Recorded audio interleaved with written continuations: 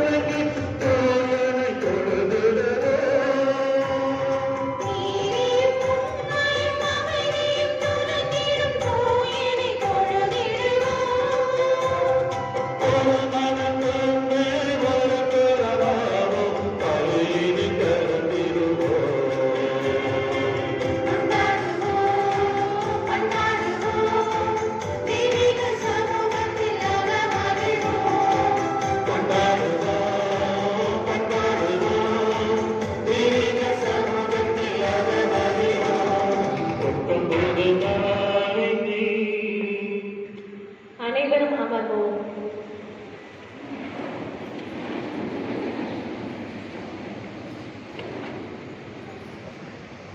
காவிரி பாயும் கரையோரம் மேட்டூர் இடத்தனிலே இதயத்திற்கு நெருக்கமானவர் புனித சூசியப்பர் ஆலயத்தனிலே இறை ஞானத்திற்கும் உழைப்பிற்கும் உன்னதராம் திரு சூசை அவர்களுக்கும் அன்பிற்கும் பண்பிற்கும் முன்னோடியாம் திருமதி மதலை மரியா அவர்களுக்கும் இனிமை கொஞ்சம் ஏழிலுடன் 1966ஆம் ஆண்டு உதித்தவர்தான் நம் தந்தை.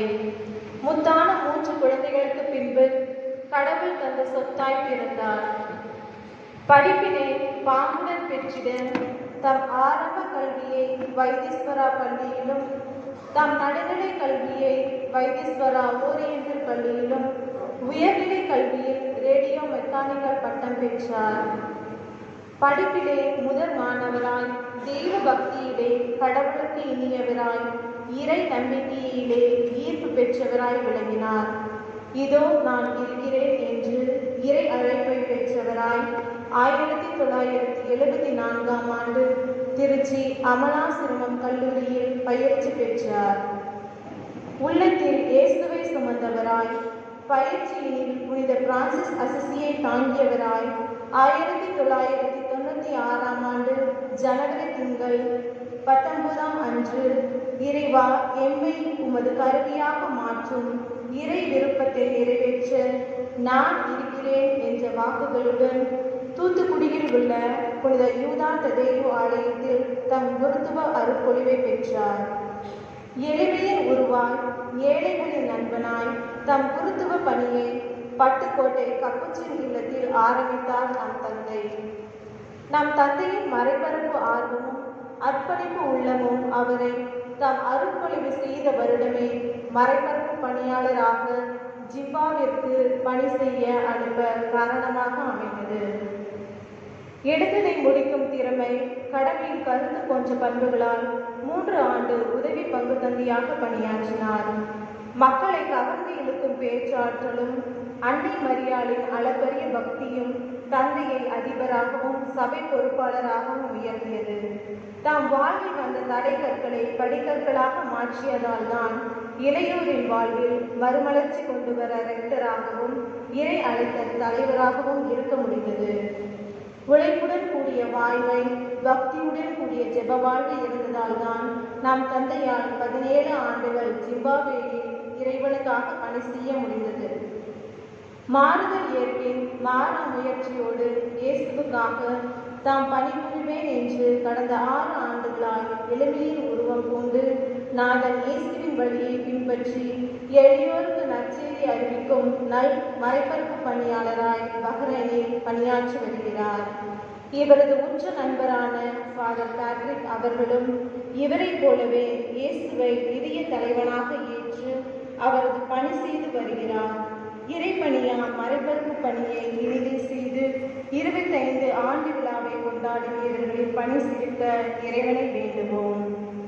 அத்தோடு இறையார் ஆசி நிறை மாரியாய் பொழிய இல்லார் நல்லார் உற்றார் உறவோர் சுற்றம் நட்பும் வாழ்த்து சொரிய சுந்தரவனம் சிவந்திட சிறைந்த மன்றமும் மக்களும் மாண்புற வாழ்த்து மகிழ்வுடன் இன்புற ஏற்ற இல்லறம் அன்பு நிலை நல்லறமாக்கி 25 ஆண்டுகளாய் அகிலமே வியப்புற வாழ்வாங்க வாழ்த்திட்ட எம் அருமை வெள்ளி விழா தம்பதியர்கள் திரு அமல்ராஜ் திருமதி விமலா ரோஸ்லின் மேரி அவர்கள் உள்நலமும் இறை அனுபவத்தில் அருள் நலமும் பெற்று உள்நன்மும் உண்டுமக்கும் மகிழ்வில் திளைப்பீர்.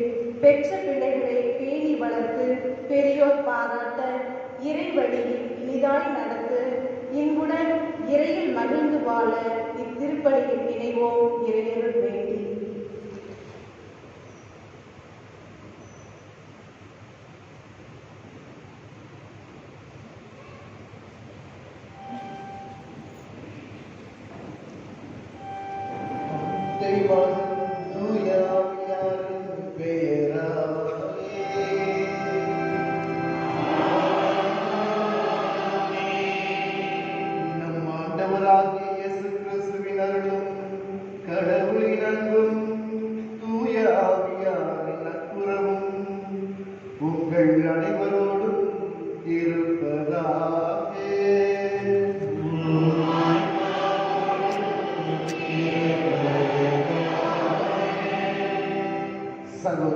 சகோதரிகளே, தூய மறைகளை கொண்டாட நாம் தகுதி பெறும் பொருட்டு நம் பாவங்களை ஏற்றுக்கொள்வோம்.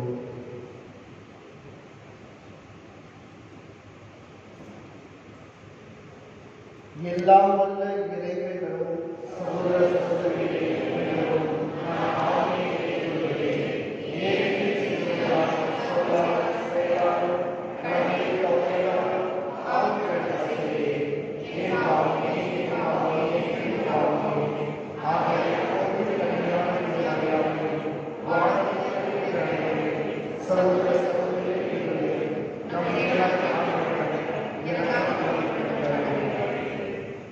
எல்லாம் வல்ல இறைவன் நம் மீது இரக்கம் வைத்து நம் பாவங்களை மன்னித்து நம்மை நிறை வாழ்வுக்கு அழைத்துச் செல்வாராக.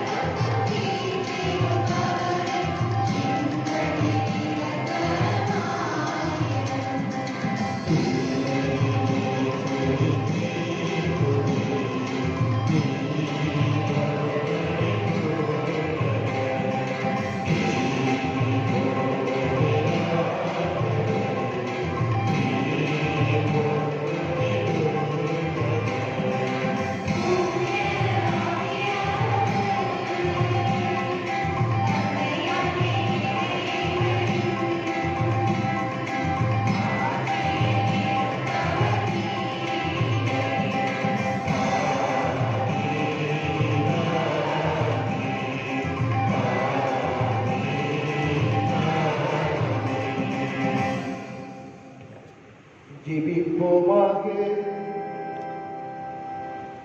ஆண்டவரே, முறிந்து பலமான உறவினால் அமல்ராஜ் விமலா இவர்களை இணைத்துள்ளே. அடியார்கள் இவர்களது உள்ளத்து ஒன்றிற்கு உழைப்பு மகிழ்ச்சி இவற்றின் நடுவில் நிலைத்திருக்கச் செய்திருடும். இவர்களது அன்பை பெருக்கி தூய்மைப்படுத்தி தம் பிள்ளைகளோடு இவர்கள் ஒருவர் மற்றவரை புனிதப்படுத்தி துணையாயிருந்து பெருமை கொள்ள செய்வீராக.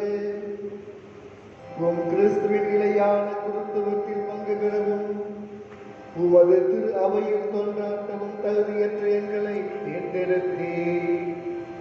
அதனால் நற்செய்தியை தாராள உறுதியுடன் கனிவுடனும் போதிப்பவராகவும் உம்முடைய மறைவுகளை தகுந்தவாறு நம்பிக்கையாளருக்கு வழங்குபவராகவும் நாங்கள் திகழச் செய்வீராக. உம்மோடு தூயாவியாரின் ஒன்றிப்பில் இறைவனாய் என்றென்றும் வாழ்ந்து ஆட்சி செய்கின்றவர் வழியாக உம்மை மன்றாடுகின்றோம்.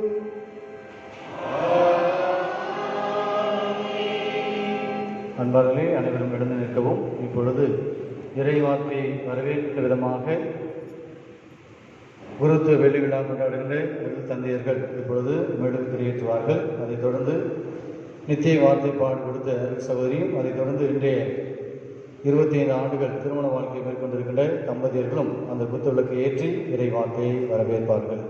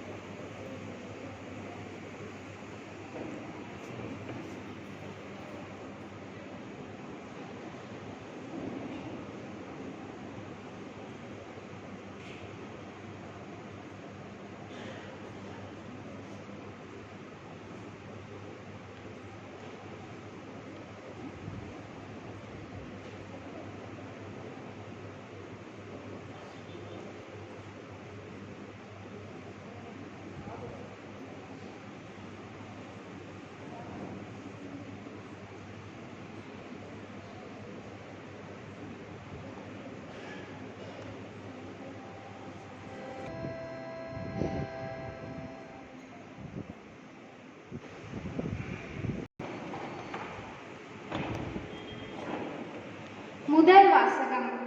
விடியும் வரை படுக்கையில் புரண்டு உழல்வேன். யோபு நூலிலிருந்து வாசகம். அதிகாரம் 7, இறை வார்த்தைகள் 1-4 வரை மற்றும் 6-7 முடிய. யோபு கூறியது: மண்ணில் வாழ்வது மனிதருக்கு போராட்டம் தானே. அவர்களின் நாள்கள் கூலியாள்களின் நாள்களை போன்றதாகுமே.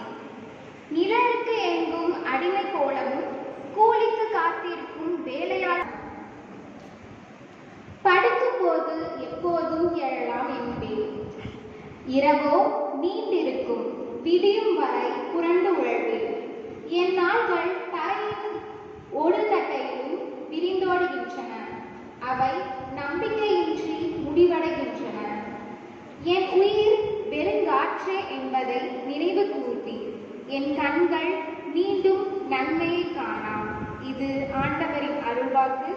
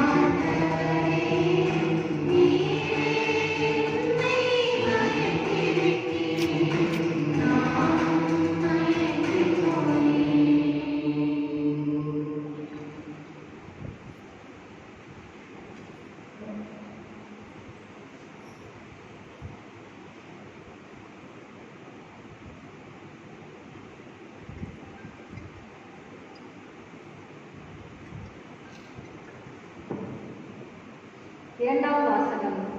நற்செய்தியை அறிவிக்காவிடில் ஐயோ எனக்கு கேடு. திருத்தூதர் பவுல் கொரிந்தியருக்கு எழுதிய முதல் திருமுகத்திலிருந்து வாசகம். அதிகாரம் 9, இறை வசனங்கள் 16 19 வரை, 22 23 வரை.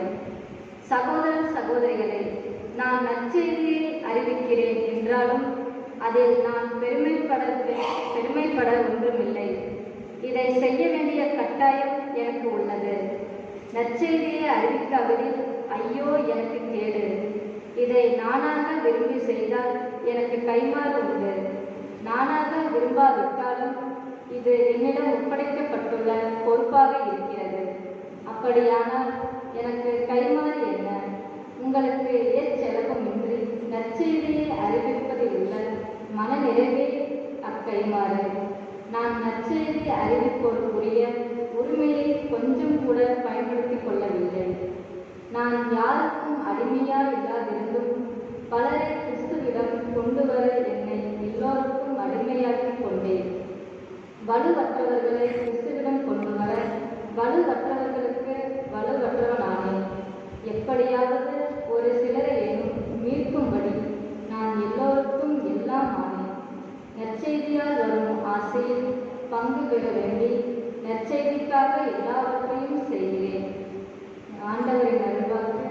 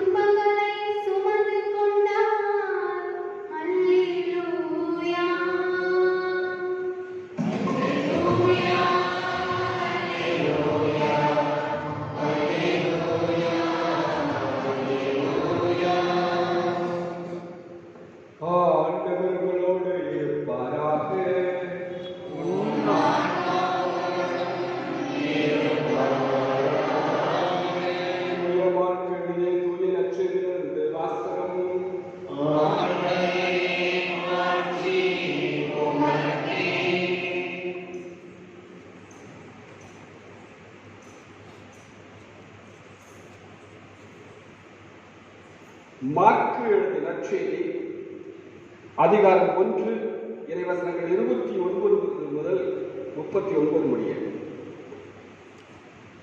இயேசுவும் சீடர்களும் தொழுகை கூடத்தை விட்டு வெளியே வந்து யாக்கோபு யோவானுடன் சீமோன் அந்திரேயா ஆகியோரின் வீட்டிற்குள் சென்றார்கள். சீமோனுடைய மாமியார் காய்ச்சலாய் கிடந்தார். உடனே அவர்கள் அதை பற்றி இயேசுவிடம் சொன்னார்கள். இயேசு அவர் அருகில் சென்று கையை பிடித்து அவரை தூக்கினார். காய்ச்சல் அவரை விட்டு நீங்கிற்று. அவர் அவர்களுக்கு பணிவிடை செய்தார். மாலை வேளையில் கதிரவன் மறையும் நேரத்தில் நோயாளர்கள், பேய் பிடித்தவர்கள் அனைவரையும் மக்கள் அவரிடம் கொண்டு வந்தார்கள். நகர் முழுவதும் வீட்டு வாயிலும் கூடியிருந்தது. பல்வேறு பிணிகளால் வருந்திய பலரை அவர் குணப்படுத்தினார். பல பேய்களையும் ஓட்டினார். அந்த பேய்கள் அவரை அறிந்திருந்ததால் அவற்றை அவர் பேசவிடவில்லை. இயேசு விடியற்காலை கருக்களில் எழுந்து தனிமையான ஓரிடத்திற்கு புறப்பட்டு சென்றார். அங்கே அவர் இறைவனிட வேண்டிக் கொண்டிருந்தார். சீமோனும் அவருடன் இருந்தவர்களும் அவரை தேடி சென்றார்கள். அவரை கண்டதும் எல்லாருமே தேடிக் கொண்டிருக்கிறார்கள் என்றார்கள். அதற்கு அவர், நாம் அடுத்த ஊர்களுக்கும் போவோம், வாருங்கள், அங்கும் நான் நற்செய்தியை பறைசாற்ற வேண்டும், ஏனெனில் இதற்காகவே வந்திருக்கிறேன் என்று சொன்னார். பின்பு அவர் கலிலேயா நாடு முழுவதும் சென்று அவருடைய தொழுகை கூடங்களில் நற்செய்தியை பறைசாற்றி பேய்களை ஓட்டி வந்தார். இது கிறிஸ்து வழங்கும் நற்செய்தி.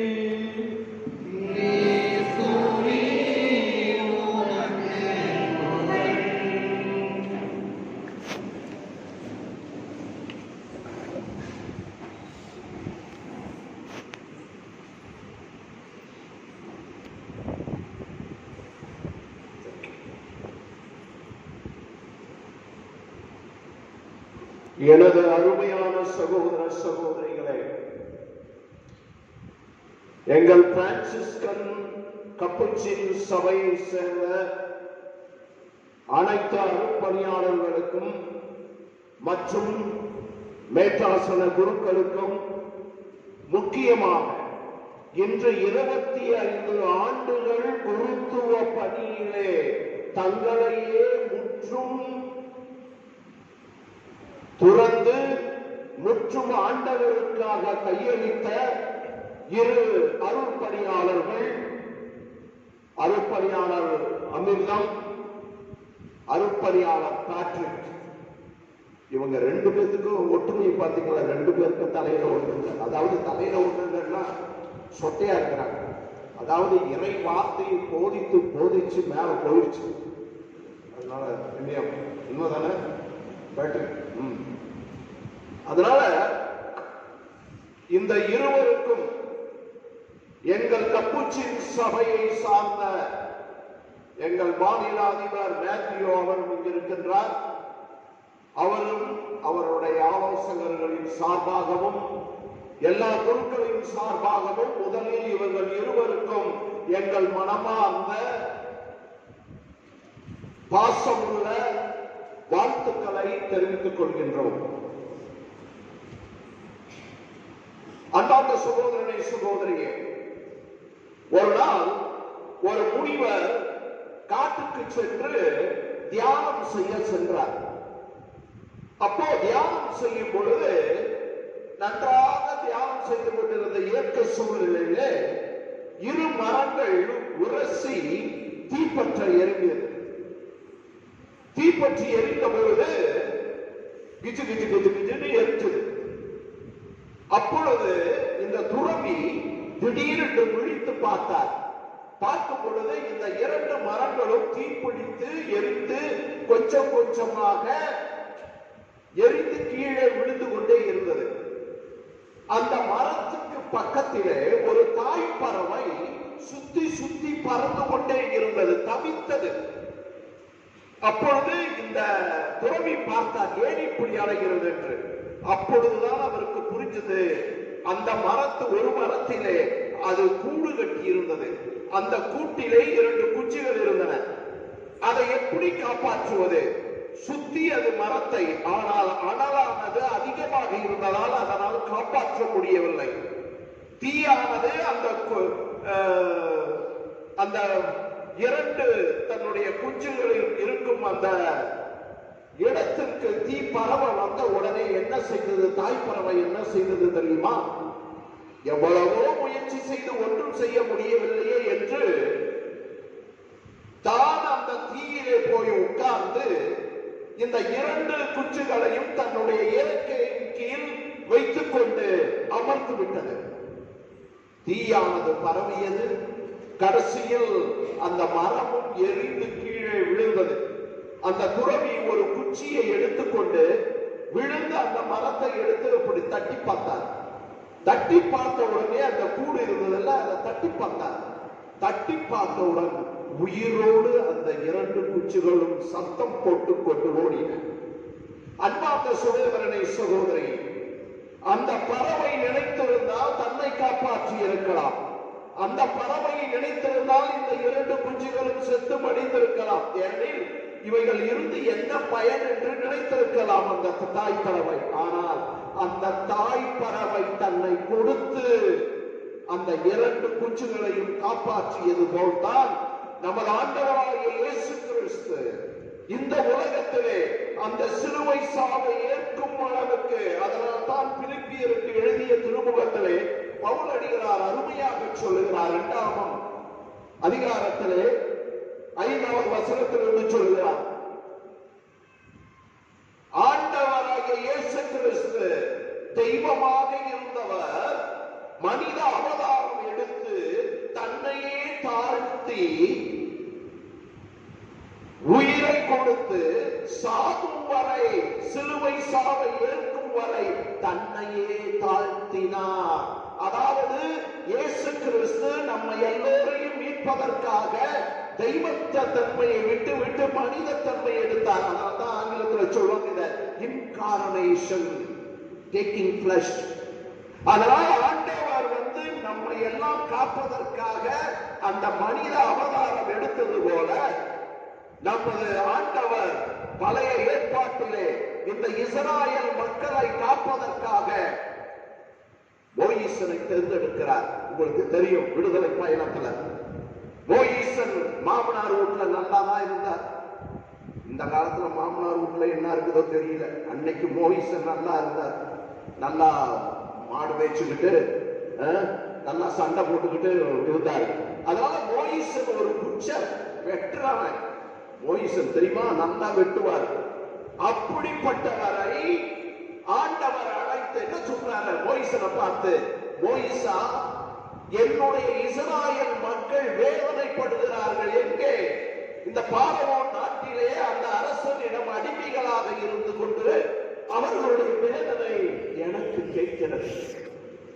அவர்களை அவனுடைய பிடியிலிருந்து விடுதலை செய்து வர நீ செல்ல வேண்டும். எனக்காக நீ போய் பேசு என்று சொல்லுகிறார் மோயிசனை பார்த்து. அப்ப மோயிசன் என்ன சொன்னார்? நானே திக்குவாய், எனக்கு ஒன்றும் பேசவே தெரியாது. நல்ல வேலை மோயிசன் இருக்கிற சமயத்துல எல்லாம் மொபைல் இல்லையா? மொபைல் இருந்திருந்தா திக்கி திக்கி பேசுறதுக்குள்ள 500 ரூபாய் 600 ரூபாய் போயிருக்கும். நல்ல வேலை அந்த சமயத்துல இல்ல. அப்ப ஆண்டவர் அவரை விடல. என்ன சொல்றாரு? உன்னுடைய சகோதரன் ஆரோனை உன்னோடு அனுப்புவேன், அவன் பேசுவான். நான் என்ன சொல்ல வேண்டும் என்பதை அவனுடைய வாய். மோயிசன் சென்றார். வேண்டாம் ஆண்டவரே, எல்லாருமா கெஞ்சி பார்த்தார்.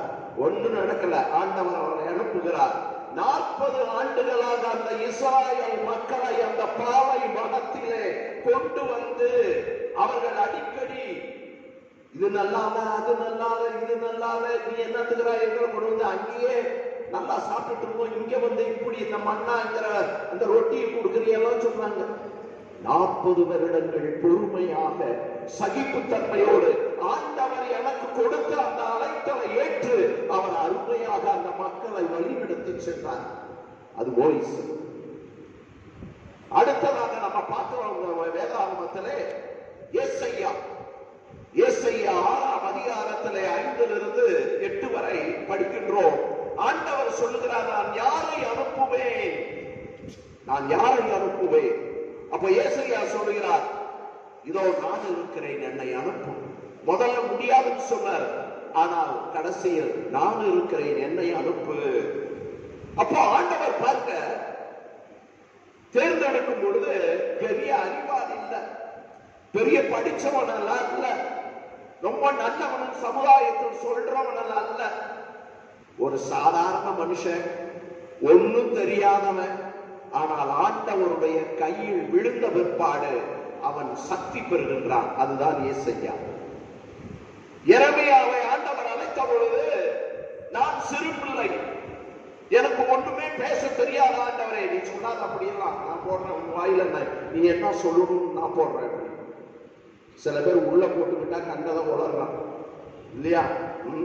அந்த உளர்றது கிடையாது. இங்க ஆண்டவர் பரிசுத்த ஆவியினால் அவன் நிரப்பப்பட்டு எரேமியா மறுபடியும் ஆண்டவருடைய வார்த்தையை எடுத்துரைக்கின்றார். அதே போல புதிய ஏற்பாட்டிலே மரியா, கபிரியேல் தூதன் அவனை பார்த்து, அருள் நிறைந்தவளே வாழ்க, கர்த்தர் உம்முடனே, பெண்களுக்குள் ஆசீர்வதிக்கப்பட்டவள் நீரே என்று லூக்காஸ் நற்செய்தியிலே 1ஆம் அதிகாரத்தில் 28 38 வரைக்கும் படிச்சு பாருங்க. அருள் நிறைந்தவளே வாழ்க, கர்த்தர் உம்முடனே, பெண்களுக்குள் ஆசீர்வதிக்கப்பட்டவள் நீரே, நீ ஒரு குமாரனை பெறப் போகின்றாய், அது பரிசுத்த ஆவியினால் நிறைவேறப் போகிறது. அப்போ மரியாதை சொல்கிறார், நான் எங்களும் கணவனை அறியேனே, மனுஷனை அறியேனே. அப்பொழுது சொல்கிறார், உன்னுடைய உறவினரான எலிசபெத் அம்மாள் மலடி என்று சொல்லப்பட்ட அவளுக்கு இது 6ஆம் மாதம், கடவுளால் ஆகாதது ஒன்றும் இல்லை. அப்போ மரியாளுடைய அலைத்தளம் பாருங்க, அருமையான. அந்த மரியாள் சொன்னான், உன்னுடைய சித்தத்தின்படியே எனக்கு ஆகட்டும். அன்னைக்கு சொன்னவதான் கடைசியில அந்த சிலுவை சாவை வேறுக்கும் அளவுக்கு அவள், அந்த மகன் அந்த சிலுவை சாவை ஏற்றுக்கொள்ளும் பொழுது, ஆம் ஆண்டவரே, இதுதான் உன்னுடைய சித்தம் என ஆம் ஆம் என்று சொன்னார். அவளுடைய அழைத்தல் அருமையான அழைத்தல். என் மகன் எதை எதை செய்ய சொல்லுகிறாரோ அதை செய்யுங்கள் அவர் சொல்வார். அடுத்ததாக பவுலடிகளார் கிறிஸ்தவர்களை கங்கணம் கட்டிக்கொண்டு அவர்களை கொன்று குவித்த பவுலடிகளாரை ஆண்டவர் சந்தித்து அவரை சவுலாக இருந்தவர் பவுலாக்கி அவரை எத்தனையோ புனித பவுலடிகளாருடைய வாசகங்களை பாருங்க, திருமுகங்கள் அருமையா. திருமணத்துக்குள்ள இருக்கிறவங்களுக்கும் சொல்றாரு, குருத்துவத்தில் இருக்கிறவங்களுக்கும் சொல்றாரு, அட்டகாசம் பண்றவனுக்கும் சொல்றாரு, நல்லவனுக்கும் சொல்லி இருக்கிறாரு, கெட்டவனுக்கும் சொல்லி இருக்கிறாரு, நடிக்கிறவனுக்கும் சொல்லி இருக்கிறாரு, எல்லாருக்குமே சொல்லி இருக்கிறாரு. இந்த பவுலடிகளார் அருமையான கடிதங்கள். இதெல்லாம் எப்படி ஆண்டவர் அவரை அழைத்தார். அதனால் கடைசியில் ஆண்டவர் தன்னுடைய ஒரே மகன் இயேசுவை இந்த உலகத்திற்கு அனுப்பி, இவரால் தான் இந்த மக்களை மீட்க முடியும் என்று இறை அழைத்தலை இந்த பழைய ஏற்பாட்டிலும் புதிய ஏற்பாட்டிலும் பார்க்கும் பொழுது, இந்த அருள்பணியாளர்கள் எல்லாம் தங்களையே ஆண்டவருக்கு ஒப்பு கொடுத்து எது வந்தாலும் சரி. சங்கீத ஆசிரியர் 16வது சங்கீதத்திலே 5வது வசனத்திலே அருமையாக சொல்லுகிறார் என்னவென்று, ஆண்டவர் தாமே என்னுடைய உரிமை சொத்து, அவரே என்னுடைய கிண்ணம், எனக்குரியதை எனக்கென வைத்திருப்பவர் என் ஆண்டவர். இதுதான் ஒவ்வொரு குருவும் சொல்ல வேண்டிய வார்த்தை. ஆண்டவர் தாமே என்னுடைய உரிமை சொத்து, எனக்கு வேற சொத்தெல்லாம் கிடையாது. தாய் தகப்பன் எல்லாவற்றையும் விட்டுவிட்டு ஆண்டவருடைய பணிக்காக புறப்பட்டு விட்டோம். அது எதுக்காக? ஆண்டவருடைய அன்பையும் நற்செய்தியையும் தேவத்திரிய அனுமானங்களையும் நிறைவேற்ற குருக்கள் அழைக்கப்பட்டிருக்கிறார்கள். அன்று மரியாள் எப்படி அழைத்தலை பெற்றாலும், அன்று எப்படி எரேமியா, ஏசாயா, மோசேஸ் அழைத்தலை பெற்றார்களோ, அதே போலத்தான் ஒவ்வொரு குருவும் ஆண்டவருக்காக தன்னையே அர்ப்பணித்து, தன்னையே விட்டு கொடுத்து, தன் ஏழ்மையிலும் தாழ்ச்சியிலும் அவர் மக்களுக்காக, திருச்சபைக்காக தன்னையே ஒவ்வொரு நாளும் அழித்துக் கொண்டு, சுமை சுமந்து சோர்ந்திருப்பவர்களே என்னிடம் வாருங்கள், நான் உங்களை இளைப்பாற்றுவேன் என்று சொல்வது போல, சங்கீத ஆசிரியர் 23வது சங்கீதத்தில் என்ன சொல்லுகிறார்? என்ன சொல்றார் அவரு? கரெக்ட். ஆண்டவரே என் ஆயன், எனக்கு என்ன குறைவு. அதுதான் ஒவ்வொரு குருவும் சொல்றோம் நாங்க. ஆண்டவர் தாமே என்னுடைய உரிமை சொத்து, அப்புறம் எனக்கு என்ன குறைவு.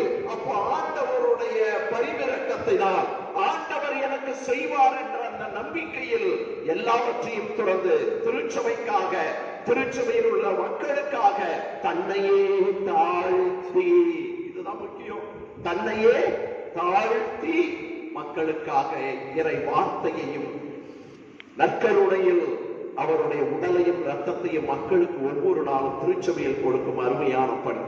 அதனால அன்பார்ந்த சகோதரனை சகோதரியே, அப்படிப்பட்ட அந்த அழைத்தலிலே எங்களுடைய சகோதரன் அருட்பணியாளர் அமிர்தம் என்பவரும் பிரான்சிஸ் கப்புச்சின் சபையிலே அவர் நுழைந்தார்.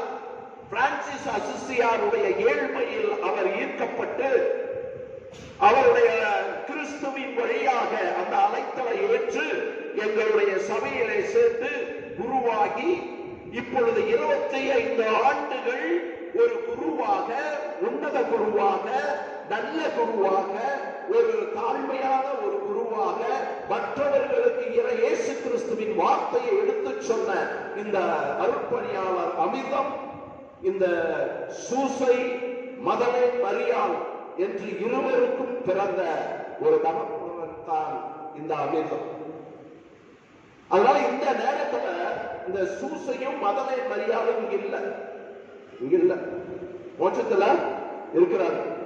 மோட்சத்துல இருந்து அவங்களுக்கு ரொம்ப சந்தோஷம். என் பையனுக்காக இங்க வந்து 25 வருஷம் இந்த திருப்பலியின் வழியாக கொண்டாடுறார்களே என்று அவங்களுக்கு உண்மையிலே சந்தோஷமா இருக்கும். என்னையா இல்லையா? அந்த சந்தோஷம் யாரும் கொடுக்க முடியாது. ஒரு பிளேட் பிரியாணி கூட கொடுக்க முடியாது. அதனால இந்த ஒரு சந்தோஷம். அப்போ இந்த சூசை மதலை மரியாளுக்கு நாம் எல்லோரும் வாழ்த்துக்கள் தெரிவிக்க வேண்டும். ஏனெனில் இப்படிப்பட்ட ஒரு அருமையான மகனை எங்களுடைய சபைக்கு அனுப்பி ஒரு குருவாக, ஒரு அவருடைய வாழ்க்கையிலே 25 ஆண்டுகள் ஆண்டவருக்கு பிரமாணிக்கமாயிருப்பது அவ்வளவு எளிதல்ல. புரிஞ்சுதா? இன்னைக்கெல்லாம் சாமியாரா இருக்கிறதே பெரிய கஷ்டம். என்னப்பா தலையாட்டுறீங்க, அப்புறம் ஏதாச்சும் தப்பு செஞ்சாலும் அதையும் ஆட்டிருக்கீங்க. அதனால 25 ஆண்டுகள் குருவாக இருந்து எல்லாவற்றையும் ஏற்று எல்லாவற்றையும் சகித்து ஆண்டவருக்காக தனது இறைவார்த்தையை போதித்தவர் அவர். அவருடைய ஆர்வத்தை கண்டுதான் இந்த சபையானது அவரை சிம்பாப்வே என்ற ஆப்பிரிக்கா நாட்டுக்கு அனுப்பியது. அங்கு 17 ஆண்டுகள் அவர் அங்க 17 ஆண்டுகள் வேலை செய்தார். அந்த 17 ஆண்டுகள் அங்க போய் என்ன செஞ்சாரு? மொழி தெரியாத ஒரு இடம், கல்ச்சர், புரிஞ்சுங்களா? நம்மளுடைய பழக்க வழக்கங்களுக்கு மாறுபட்டது. அந்த இடத்துல இருந்து பல பதவிகளை ஏற்று பொறுப்பாளராக இருந்திருக்கின்றார். அது எங்களுடைய ஹவுஸுக்கு பொறுப்பாளராக இருந்திருக்கின்றார். அப்புறம் புரோக்கரேட்டரா இருந்திருக்காரு. காசும் என்னமும் செஞ்சிருக்காரு. அதனால அவருக்கு காசு என்ன தெரியும். அதனால 17 வருஷம் தேவ அழைத்தல் இயக்குனராகவும் செய்திருக்கிறார். அப்போ தன்னுடைய அழைத்தலை பற்றி நன்கு உணர்ந்திருப்பார். 18 அந்த ஜிம்பாவிலே 18 கிராமங்களுக்கு பொறுப்பாளராக இருந்து அவர் சிறந்த சேவையை ஆற்றியிருக்கின்றார். அது மட்டுமல்ல, எங்கள் பிரான்சிஸ்கன் இல்லற இயக்கத்திற்கும் அவர்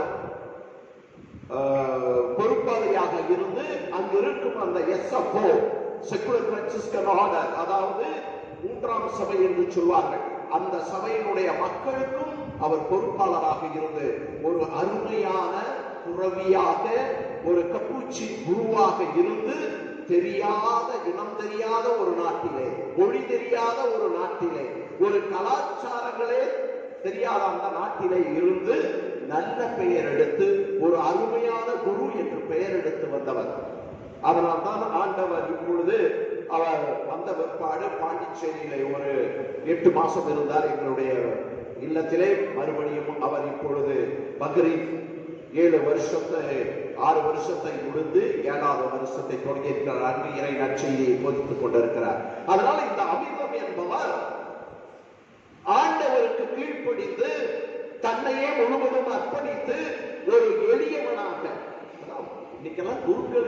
குறிக்குது என்னன்னா ஏழ்மை, தாழ்ச்சி. என்னப்பா நான் சொல்றது அர்த்தம் இருக்கா? பார்க்கறத பார்த்தா வேற மாதிரி இருந்துச்சு, அதான் கேட்டேன்.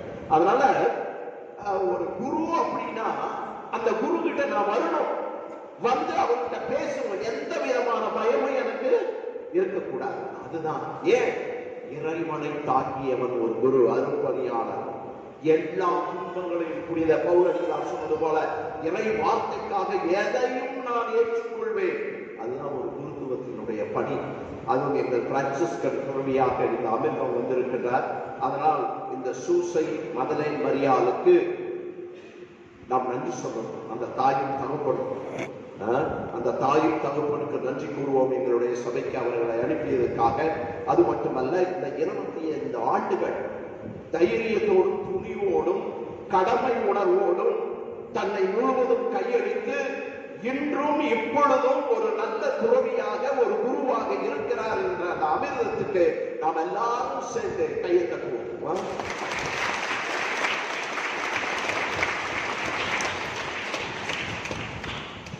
So, Amirval, congratulations, man.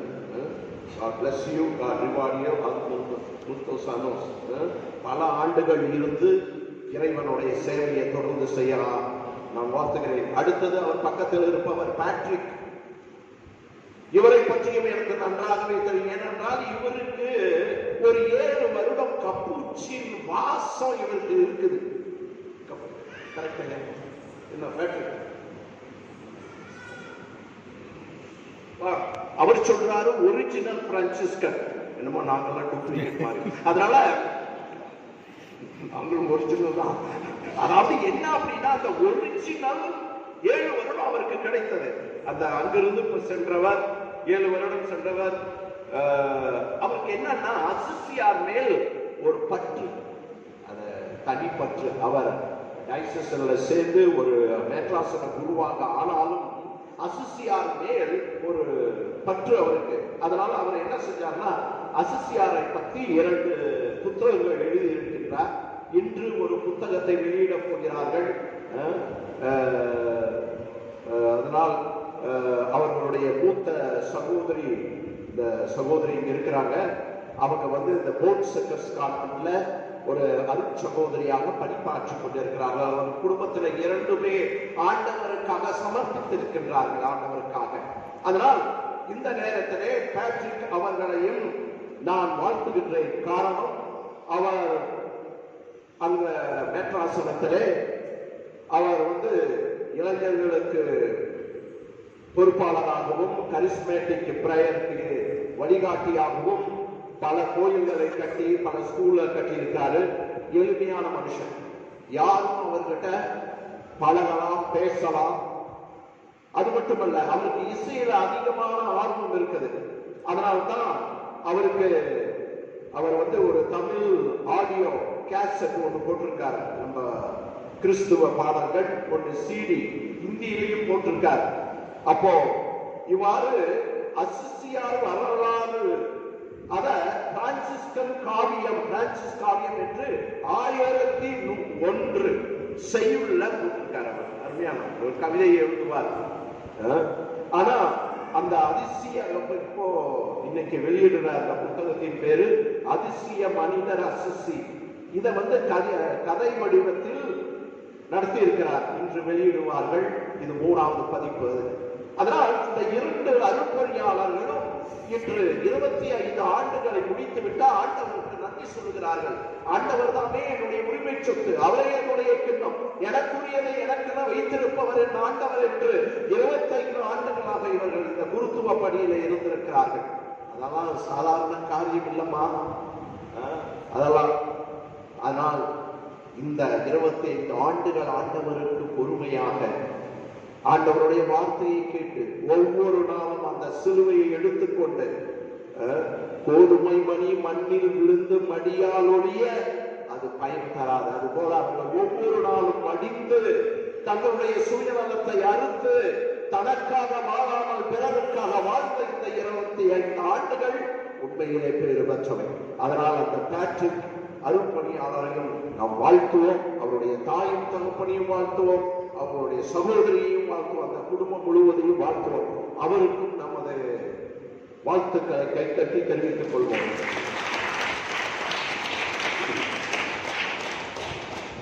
அவர்களுடைய ஊர் எதுனா மந்தவாசி. அப்புறம் கடைசியில இப்ப செட்டில் ஆயிட்டாங்க. எல்லாம் ஆர்சி செட்டிப்பட்டி இருக்கிறதுல ஓப்பனும் அங்க எல்லாம் செட்டில் ஆயிட்டாங்க. அவங்களுடைய குடும்பம் ஒரு தெய்வீக குடும்பம், பக்தி உள்ள குடும்பம். அதனால அன்பு சகோதரனே சகோதரியே, இப்ப என்ன அப்படின்னா, இந்த 2 குருக்கள் இவர்கள் ஆண்டவர்களுக்காக தங்களையே அர்ப்பணித்தது போல இன்னைக்கு எல்லா தேவத்திரிய அனுமானம் இங்க இருக்குதியா. இன்னைக்கு இவங்க 2 பேரும் அந்த சகோதரர் 25 ஆண்டு திருமண விழாவை கொண்டாடுறீங்க. உண்மைதானே? ஹலோ, கொஞ்சம் சிரிப்பா, நல்லா சிரிக்கிறது கஷ்டம். அதனால இந்த 25 ஆண்டுகள் இது திருமணம், இங்கு குருத்துவம், இது திருமணம். இந்த திருமணத்திலும் ஒருவரை ஏற்று மறந்து மன்னித்து ஏற்று 25 ஆண்டுகளை கடத்தி வந்திருக்கிறீங்க இல்லையா? உங்களுக்கும் எங்களுடைய வாழ்த்துக்களை நாம் கைத்தட்டி அவர்களுக்கு தெரிவித்துக் கொள்வோம். யாரோ ஒரு சிஸ்டர் இருந்தாங்க இங்க, நித்திய வார்த்தை பாட எங்க இருக்கிறாங்க? கொஞ்சம் எதிர்க்குமா? கொஞ்சம் எதிர்ப்பாங்க. ஏன்னா நீங்க ரொம்ப நட்டையா இருக்கிறதுனால தெரிய மாட்டேங்க. அவர்கள் அண்ணனுடைய மகள்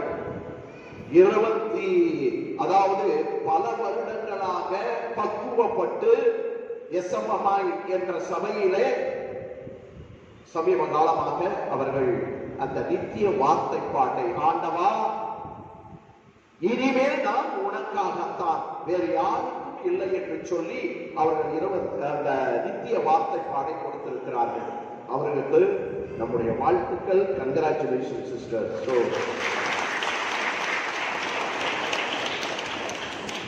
இந்த கையெல்லாம் நல்லா தட்டணும். இப்பொழுதுதான் வருது. என்னன்னா, இந்த மாதிரி 2 குருக்கள், ஒரு கன்னியர்கள், இங்கு ஒரு திருமணம் ஜூபிலி கொண்டாடணும். ஆனால் என்னுடைய குடும்பத்திலே ஒரு பையனையாவது ஒரு பிள்ளையாவது இந்த அழைத்தலுக்கு நான் அனுப்பணும்னு இன்னைக்கெல்லாம் குடும்பத்துல எவையா சொல்றான்? ஒருத்தர் சொல்றது இல்ல. இன்ஜினியருக்காக போறியா, டாக்டருக்காக போறியா?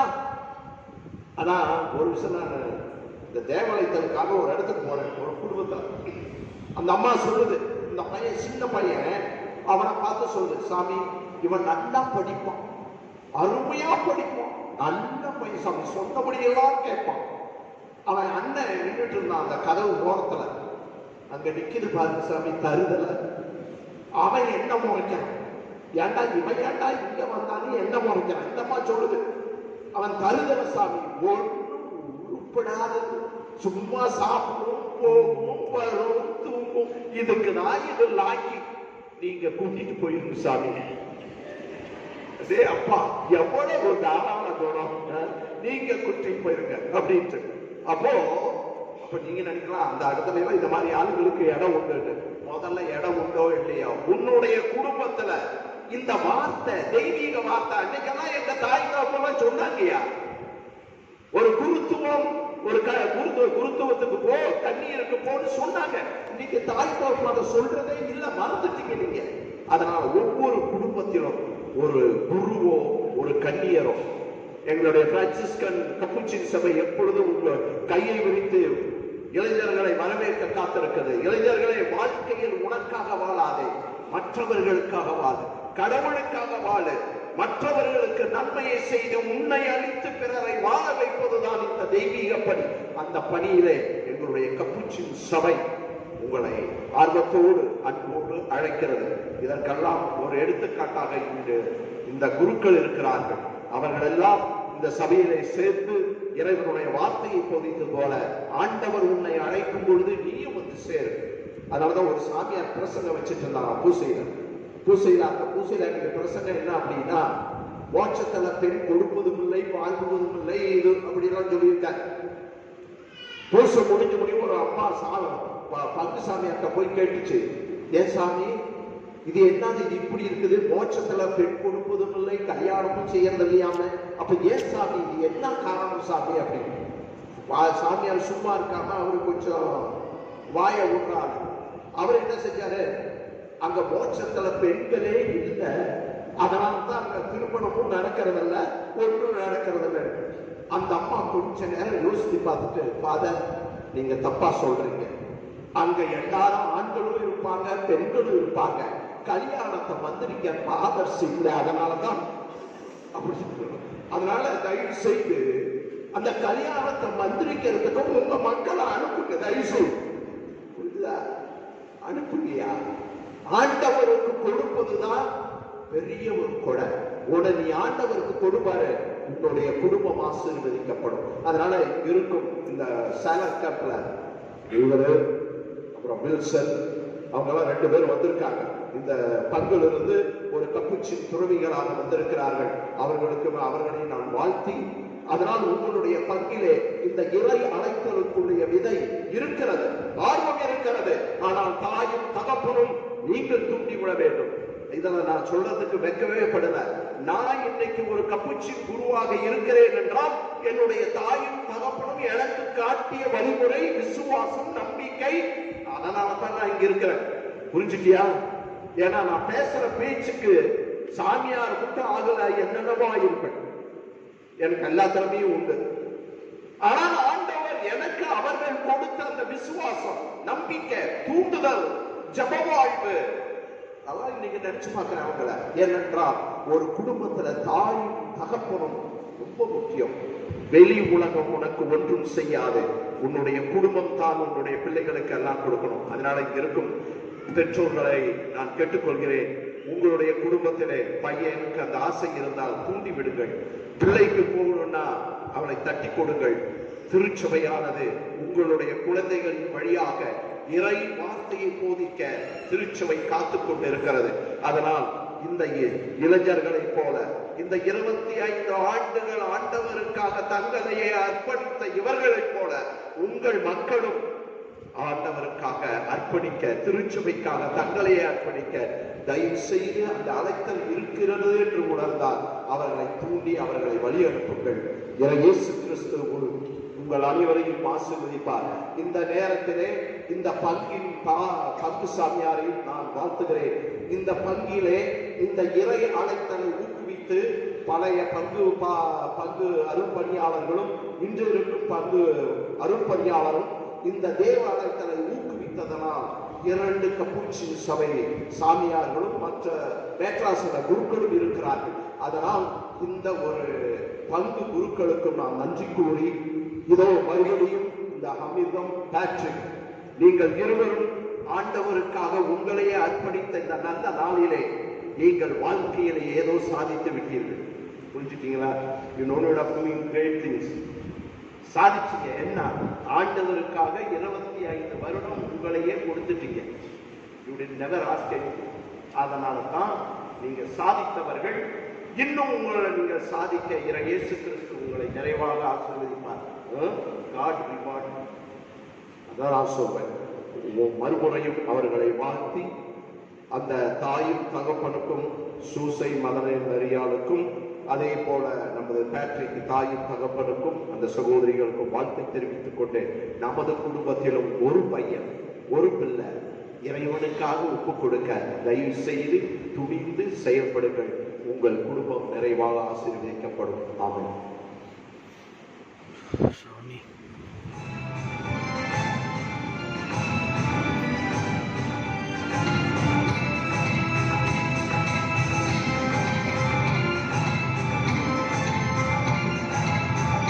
நினைவு கூர்ந்து ஆண்டவருக்கு நினை தெரிவிக்கிறார்கள். அவரிடத்துல நம்முடைய தனிப்பட்ட ஜெபங்களை அவர்களுக்காக எடுத்து வைத்த ஆண்டவருடைய ஆசிரியை கொண்டாடுவோம். தேடுங்கள், உங்களுக்கு கொடுக்கப்படும். தேடுங்கள், கண்டடைவீர்கள். தட்டுங்கள், உங்களுக்கு திறக்கப்படும் என்கின்ற அடிப்படையில் நாம் இறைவனுடைய உள்ளத்தை, இதயத்தை உறுதியான விசுவாசத்தோடும் நம்பிக்கையோடும் தட்டி நாம் கேட்கின்ற அனைத்தை பெற்றுக்கொள்வதற்காக ஒன்றாக வந்திருக்கிறோம். எனவே ஆண்டவருடைய பணிகளை முழுவதுமாய் ஏற்று பல்வேறு இடங்களில் பல்வேறு பணிகளை செய்து ஆண்டவருக்கு உகந்த பிள்ளையாய் வாழ்ந்து கொண்டிருக்கின்ற இந்த 2 சகோதரர்களையும் இறைவன் ஆசீர்வதித்து வழிநடத்தும்படியாய் இப்பொழுது உருக்கமாய் கொண்டாடுவோம். அன்பின் இறைவா, என் திருவையை வழிநடத்தும் திருத்தந்தை, ஆயர்கள், குருக்கள், துறவரத்தார் அனைவரையும் நிறைவாக ஆசீர்வதியும். அவர்கள் கிறிஸ்துவுக்காக தம் வாழ்க்கையை முழுமையாக அர்ப்பணித்து அவரது வார்த்தையை எடுத்துரைத்து வாழ தேவையான உடல் உள்ள ஆன்ம பலனை தந்திட வேண்டும் என்று இறைவா உம்மை மன்றாடுகின்றோம்.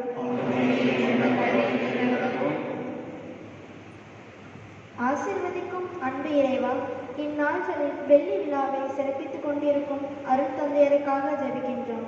இதுவரை நீர் செய்த நன்மைகளுக்கு நன்றி கூறும் இவ்வேளையில் தொடர்ந்து நீர் அவர்களுக்கு கரம் பற்றி நடக்கவும் எல்லா சூழ்நிலைகளிலும் எல்லாமுமாக இருந்து வழிநடத்தவும் உமது அருள் நலமும் பேரன்பும் அவர்களுக்கு வாழ்வில் என்றும் நிலைத்திட வேண்டுமென்று இறைவா உம்மை மன்றாடுகின்றோம். கருணை ஊற்றே என் இறைவா, திருமணம் என்னும் அருட்சாதனத்தில் ஒன்றிணைக்கப்பட்டு 25ஆம் ஆண்டை சிறப்பிக்கும் திரு அமுல்ராஜ், திருமதி விமலா மற்றும் திரு மரியநாதன், திருமதி பேபி ஆஞ்சலா அவர்கள் எந்நாளும் உமது அன்பையும் அருளையும் பெற்று தங்களது பிராமணிக்கத்தை கடைபிடிக்கவும் பிள்ளைகளை ஞானத்திலும் அறிவிலும் தெய்வ பயத்திலும் வளர்ந்திட தேவையான அருளை தர இறைவா உம்மை மன்றாடுகின்றோம்.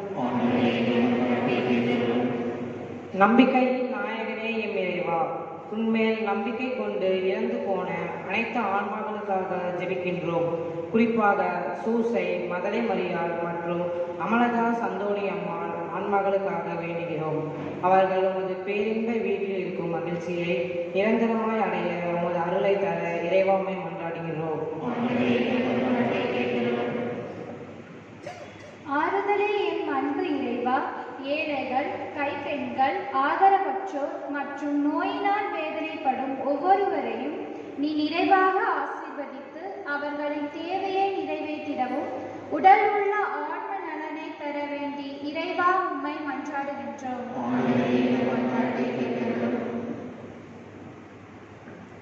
நீங்கள் என்னை தேர்ந்து கொள்ளவில்லை, நான் தான் உங்களை தேர்ந்து கொண்டேன் என்று சொல்லி தாயின் கருவறையிலே உமது பிள்ளைகளை அழைத்தாண்டவரே,